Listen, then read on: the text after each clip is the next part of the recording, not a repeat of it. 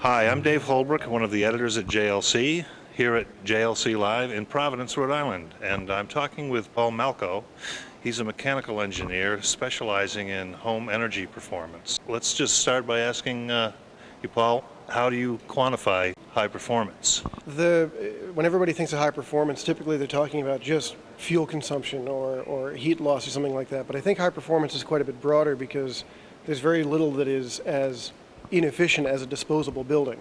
So durability's got to be very, very high on the list, as well as indoor air quality and other human health and lifestyle issues. Building a building that consumes almost no energy but nobody enjoys being in is kind of pointless.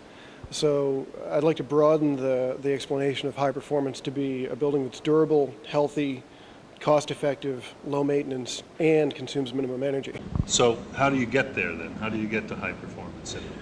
I think high performance has to start when the building is still at the napkin sketch phase. It has to be designed in from the beginning with the mechanicals, the design of the building, the size of the building, the use of the building, and then when you start implementing the concept of the design, you have to design in all the various building systems, whether it be heating, plumbing, electrical, or whichever, so you don't have things like the classic race the tradesmen have between the plumber and the electrician as to who's going to get the easy joist bays to work in.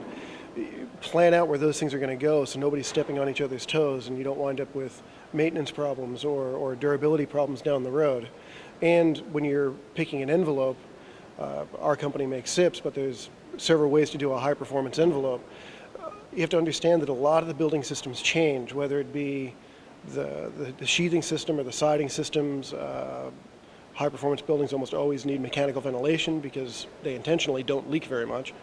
That has to be designed in from the beginning, and it's just kind of a shame when you're halfway through the design process and nobody's put in, for example, the ventilation system, and then you wind up having to chop through structural members just to get the ventilation to fit, which when the design is still on paper or on the screen, well, moving electrons around is way easier than moving beams around. Well, thanks very much. Thank you, it's been my pleasure.